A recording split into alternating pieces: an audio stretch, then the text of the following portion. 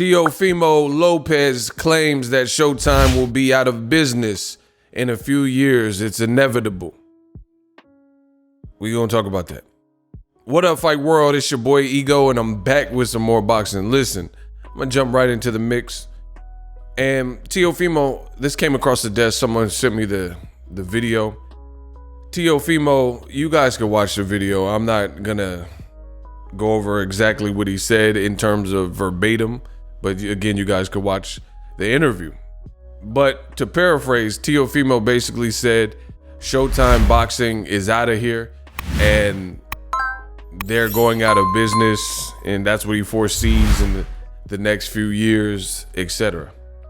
Now, I gotta be real with you and give my thoughts. Teofimo is not doing himself really any favors with comments such as this. For starters, you gotta look at how screwed up his situation became. ESPN and Top Rank built him as a fighter, and to repay him, he beat Lomachenko. So you have to understand, Top Rank gave him the opportunity with Lomachenko. You know, he was a champion, but so is Shakur Stevenson. And for whatever reason, Top Rank and Bob Arum and the powers that be and the networks aren't enforcing a champion, Shakur Stevenson, to unify with Oscar Valdez. So that goes to show you, case in point, it goes to show you that you have to be on the good list, or you have to have them want to enforce or push for fights, even unifications. You know, if it's not a mandatory and things like that, and even if it is a mandatory, we've seen situations like Devin Haney get left in the cold and Lomachenko gets franchised out. So you have to play the game of boxing, or the game of boxing can play you. And Teofimo was given that opportunity, right, for unification. And then to repay Top Rank, he ends up getting Trillered out and promoting Triller, who ultimately, after months of failed attempts to try to make the fight and pullouts and date switches and moving off the dates for Floyd Mayweather, all of that for Triller to just bow out and say, we lost what we lost on Teofimo, and we're rinsing our hands clean of Teofimo, and we're going to focus on the other parts of our business. So we're no longer in charge of the Teofimo fight. And I think, to be honest, I think that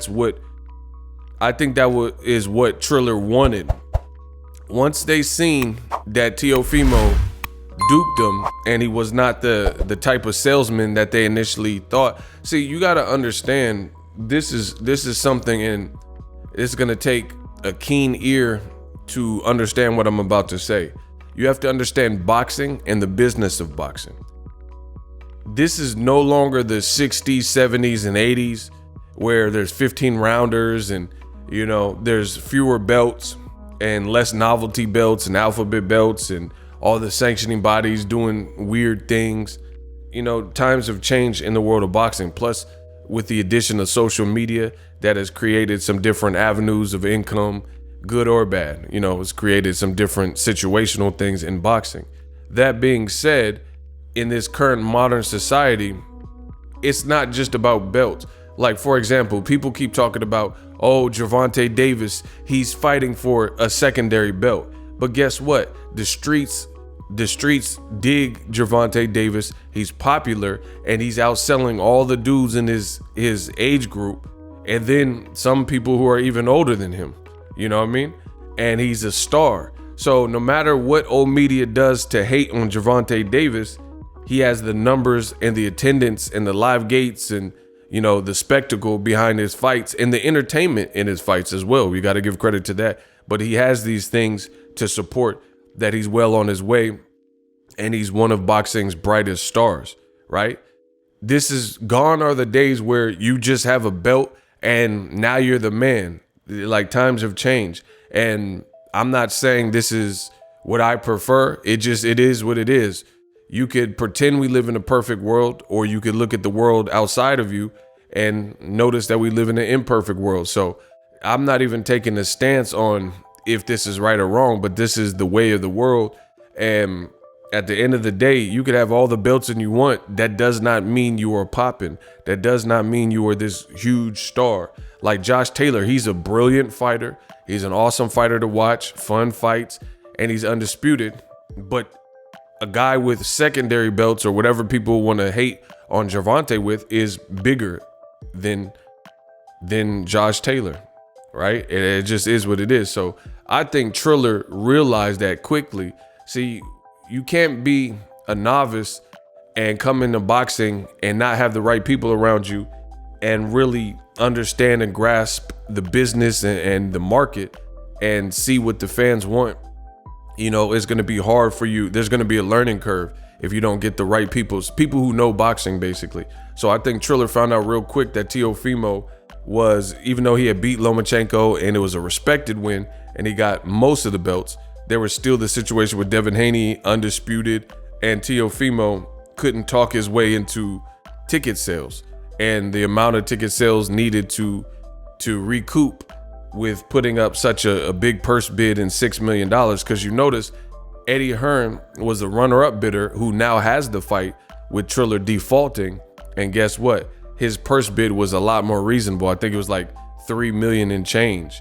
And Triller's bid was double that. And the fight is not worth double that. And Bob Arum told you this.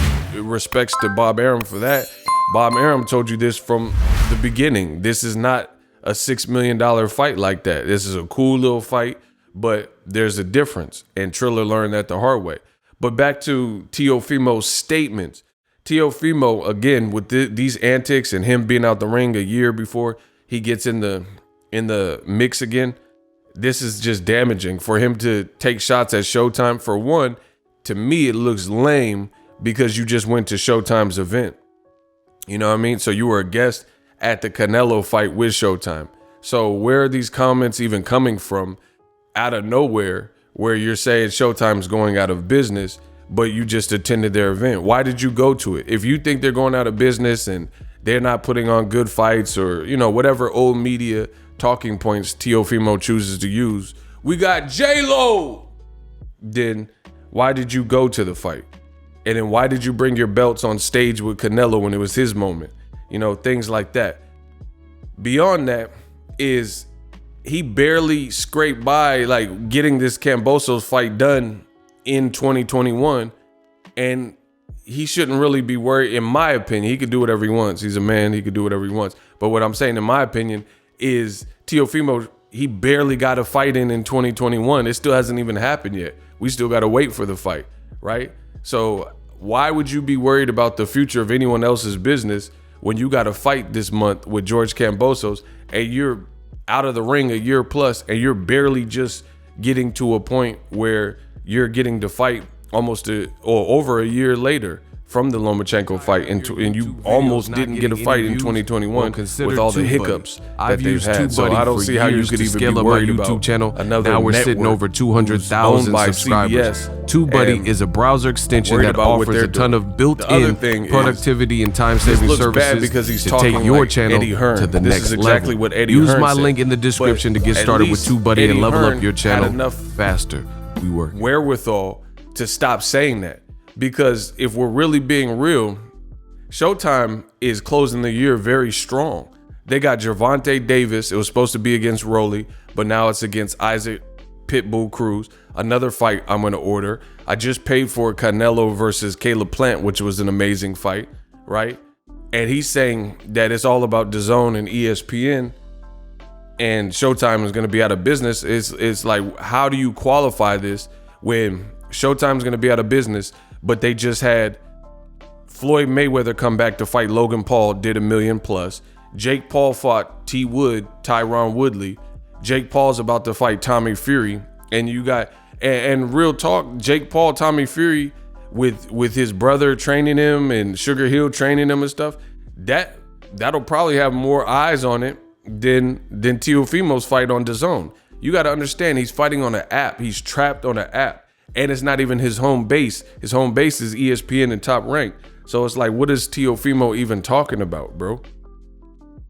Really, really weird stuff from Teofimo. I have no idea why he would be worried about Showtime's business model. especially like I said, bro, Showtime. So just this year, so this is why these comments seem so like out of left field and ridiculous. He's saying it's all about DAZN because he's fighting on DAZN, but look at DAZN's calendar in America, and you're worried about the future of Showtime, who just this year had Floyd Mayweather on their network. They have Tank 2 times on their network,